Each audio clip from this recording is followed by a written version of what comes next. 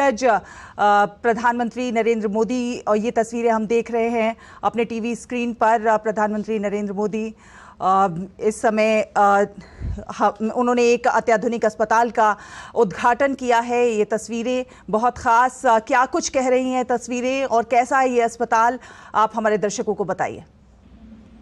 देखिए, इस अस्पताल की अगर बात करें, और शैला अत्याधुनिक अस्पताल है, और खासतौर से जो गर्भवती महिलाएं हैं और जो बच्चे हैं उनको लेकर ये अस्पताल तमाम सुविधाओं से युक्त है।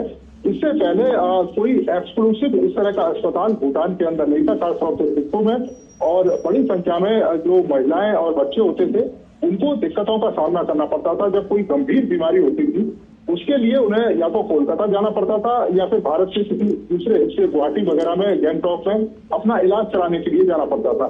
तो इस तरह की जो अत्याधुनिक सुविधाएं वो थिम्पू में मौजूद नहीं थी, और अगर मौजूद भी थी तो काफी कम मात्रा में थी। इसके कारण लोगों को परेशानी होती थी, और यही कारण है कि भारत सरकार ने जो भूटान के लोग हैं उनकी परेशानियों को समझा, और ये अत्याधुनिक महिला और जो बाल अस्पताल है वो प्रधानमंत्री नरेंद्र मोदी ने इसका उद्घाटन किया है। और भारत के सहयोग से ये अस्पताल बना है, जिसमें बेड भी काफी मात्रा में है, इसके अलावा ओटी भी है और ऑपरेशन थिएटर भी है।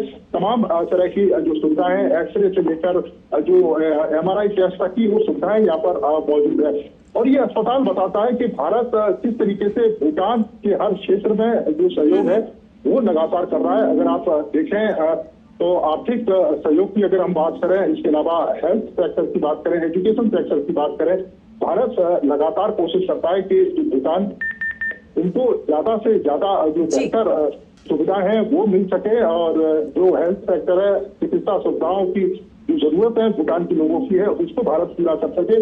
और ये अस्पताल बताता है कि आने वाले समय में भूटान के खासतौर से हेल्थ सेक्टर में एक मील का पत्थर साबित होगा। और ये सिर्फ सिलसिला यहीं पर नहीं है, आपने देखा भी है कि प्रधानमंत्री ने इस बात का जिक्र किया है कि आने वाले 5 साल में 10,000 करोड़ की जो सहायता है वो भारत करेगा भूटान को। और भूटान के आधारभूत संरचना की बात करें, चाहे मैनेजमेंट की बात करें, IT सेक्टर की बात करें, स्पेस सेक्टर की बात करें, तमाम जो सुविधाएं हैं और तमाम जो योजनाएं धीरे धीरे कर भारत पूरी करेगा, ताकि जो भूटान है वो भी दूसरे देशों की तरह तरक्की कर सके, भूटान भी उच्च आय वाला देश बन सके। ये भारत की कोशिश है, और ये सहयोग लगातार जारी है, दशकों से जारी है। और आने वाले समय में जो 2 दिवसीय यात्रा प्रधानमंत्री की आज पूरी होने जा रही है, मील का पत्थर साबित होगा भारत और भूटान मैत्री की दिशा में। आपने देखा भी था कि भूटान के प्रधानमंत्री ने बड़े भाई करके प्रधानमंत्री का स्वागत किया, और जैसे ही प्रधानमंत्री यहाँ पर पहुंचे उनको गले लगाया, और पारो से लेकर थिम्पू तक लाखों की संख्या में जो भूटान के लोग थे वो सड़कों पर प्रधानमंत्री का दीदार करने के लिए बैठे हुए थे, और उनका जो इंतजार है वो कर रहे थे। उस समय प्रधानमंत्री से उनका काफिला गुजरा, प्रधानमंत्री ने अपने काफिले को रोका भी, और जो लोग हैं उनसे बातचीत भी करी, और उनके साथ जो समय है वो भी थोड़ा सा बताया। जब प्रधानमंत्री अपने होटल पहुंचे वहां पर भी उनका ग्रांड वेलकम किया गया। उसके बाद जब प्रधानमंत्री को यहाँ के भूटान के सर्वोच्च नागरिक सम्मान से सम्मानित किया गया था, उस समय भी सांस्कृतिक कार्यक्रम हुए, और खासतौर से गुजराती भाषा में जो गाना वहां पर गाया गया, और उससे प्रधानमंत्री काफी कह सकते हैं कि अभिभूत हुए। और उन्होंने इस बात का जिक्र भी किया कि भारत और भूटान के जो संबंध है वो आत्मीय संबंध है, मधुर संबंध है, और बहुत गहरे संबंध है, और आने वाले समय में ये संबंध और ज्यादा गहरे होंगे। और भारत भूटान की किसी भी समस्या में, किसी भी परेशानी में उसके साथ खड़ा हुआ है, वो पीछे नहीं हटेगा, और हमेशा जो सहयोग है वो भारत की तरफ से उनको मिलता रहेगा। भारत के लोग भी भूटान के लोग को अपने से अलग नहीं समझते। यही कारण है कि प्रधानमंत्री ने पीपल टू पीपल कनेक्ट की बात की, और इस बात का जिक्र किया कि बड़ी संख्या में भूटान के जो बच्चे हैं वो भी पढ़ने के लिए भारत आते हैं, और भारत से भी बड़ी संख्या में जो टूरिस्ट है वो भूटान जाते हैं। तो आने वाले समय में ये दोनों ही देश अपने संबंधों को एक नई ऊंचाइयों पर लेकर जाएंगे। भूटान के जो राजा हैं उन्होंने भी इस बात का जिक्र किया कि भारत एक सच्चा मित्र है, और हमेशा से परेशानियों में भूटान के साथ खड़ा रहा है। तो ये कह सकते हैं कि प्रधानमंत्री की जो 2 दिवसीय यात्रा जो आज जिसका समापन होने जा रहा है। काफी मायने में दोनों देशों के संबंध में शैला मील का पत्थर साबित, बिल्कुल मील का पत्थर साबित होंगे। और कल हमने देखा जिस प्रकार से जब उनका स्वागत हुआ, तो जिस प्रकार से दोनों देशों का जो सांस्कृतिक कनेक्ट देखा गया, सांस्कृतिक आदान प्रदान देखा गया, वो वाकई ये दर्शाता है कि दोनों देशों के बीच जो संबंध है वो किस प्रकार से और गहरे और ज्यादा खास होते जा रहे हैं। हम जानते हैं कि प्रधानमंत्री नरेंद्र मोदी की हमेशा कोशिश रही है, नेबरहुड फर्स्ट पॉलिसी पर वो हमेशा जोर देते रहे हैं। और ये माना भी जा रहा था कि ये जो दौरा है वो बेहद महत्वपूर्ण इसलिए भी है क्योंकि दोनों देशों के बीच जो दोस्ती है, जो संबंध है, वो और भी ज्यादा प्रगाढ़ होंगे, और भी ज्यादा गहरे होंगे। और उसकी जो है एक तस्वीर नजर भी आ रही है, जिस प्रकार से स्वास्थ्य के क्षेत्र में ये बड़ा योगदान भारत की ओर से। देखिए, बिल्कुल संबंध और गहरे होंगे और आप इस बात से समझ सकते हैं कि प्रधानमंत्री इंडिया में, भारत के अंदर इतने ज्यादा व्यस्त हैं, चुनावी उनके कार्यक्रम हैं, पूरे देश में लगातार उनके दौरे हैं, और उसके बावजूद भी प्रधानमंत्री भूटान 2 दिवसीय यात्रा पर पहुंचते हैं। और खास तौर पर इस बात का उन्होंने जिक्र भी किया कि जब पहली बार उन्होंने प्रधानमंत्री पद की शपथ ली तो पहली विदेश यात्रा उनकी भूटान थी। तो ये बताता है कि भूटान भारत के दिलों में किस तरह से बसता है। और खासतौर से मोदी इस बात का लगातार जिक्र करते रहे कि एक स्वाभाविक मित्र है भूटान।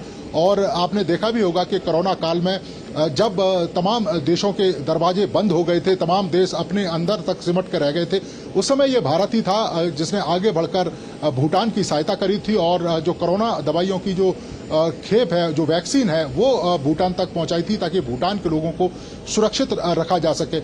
इसी तरीके से आप देखें तमाम जो क्षेत्र हैं उन क्षेत्रों में भारत हमेशा से कोशिश करता है कि भूटान की जो सहायता है वो ज्यादा से ज्यादा की जाए। उनकी जो जल विद्युत परियोजना है उसमें भारत लगातार सहयोग कर रहा है।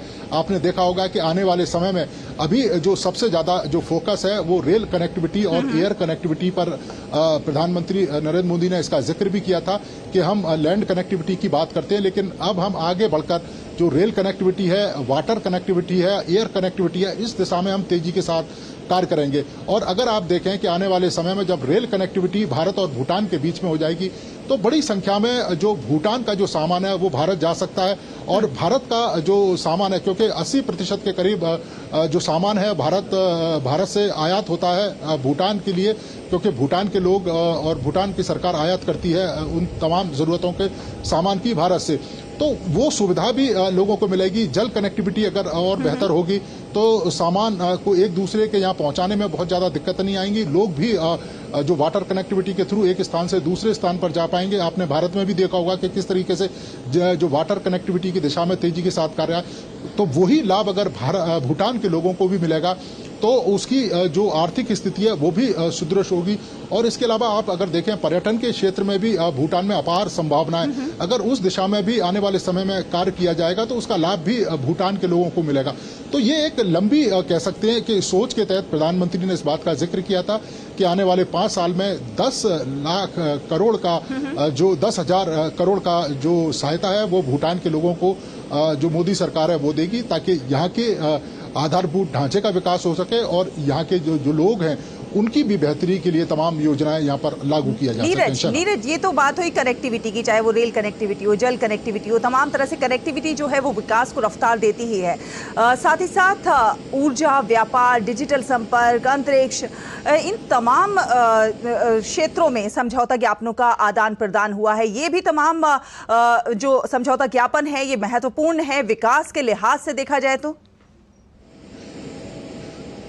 देखिए, बिल्कुल महत्वपूर्ण है। आप देखें कि अंतरिक्ष के क्षेत्र में भारत एक नई ऊंचाइयों पर पहुंचा है। चंद्रयान मिशन की सफलता ये बताती है कि अब भारत दुनिया के गिने चुने देशों में शामिल है जो अंतरिक्ष में चंद्रमा तक पहुंचे हैं और अंतरिक्ष में तमाम अपने सफल अभियान चला रहे हैं। और दूसरा, इसरो की अगर बात करें तो भूटान के तमाम जो वैज्ञानिक हैं वो इसरो में भी अपना योगदान दे रहे हैं। और इसके अलावा इसरो के द्वारा जो सैटेलाइट छोड़े जा रहे हैं भूटान के लिए, वो भूटान के दूर दराज के गांवों में, चाहे शिक्षा की बात करें, मौसम की खबरों की बात करें, उस तरह का जो सहयोग है वो भूटान के लोगों के लिए भारत सरकार की तरफ से लगातार मिल रहा है। और उसके जो सैटेलाइट है वो इस दिशा में तेजी के साथ कार्य कर रहे हैं। भूटान के दूर दराज के इलाकों में, चाहे अगर हम एजुकेशन की बात करें, स्मार्ट सिटी, स्मार्ट क्लासेस की बात करें, इंटरनेट कनेक्टिविटी की बात करें, तो इस दिशा में भी तेजी के साथ जो कार्य है वो हो रहा है और उसका जो लाभ है भूटान के जो बच्चे हैं और भूटान के जो युवा हैं उनको मिल रहा है। अब प्रधानमंत्री का इस बात का जिक्र का कि यहाँ पर आधारभूत ढांचे को इस तरीके से डेवलप किया जाए,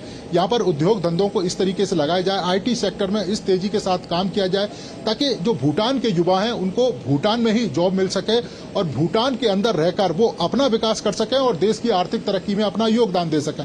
इस तरह की जो योजनाएं हैं वो दोनों देश इस पर सहमत हुए हैं और आने वाले समय में भूटान की आर्थिक तरक्की का जो रास्ता है वो कह सकते हैं कि ये 7 जो समझौते हुए हैं भारत के साथ वो खुलेंगे और युवाओं को और भूटान के लोगों को इसका बड़ा लाभ भी मिलने जा रहा है। और नीरज, हम जानते हैं कि भारत कृषि प्रधान देश है और कृषि के क्षेत्र में जिस तरह से नए नए कीर्तिमान, जिस तरह से कृषि के क्षेत्र में नई नई तकनीकों का भी ईजाद करके कृषि को और ज़्यादा आगे बढ़ावा देने पे, आय दोगुनी करने पर भी फोकस है। कृषि के क्षेत्र में जो समझौता है वो कितना महत्वपूर्ण होगा?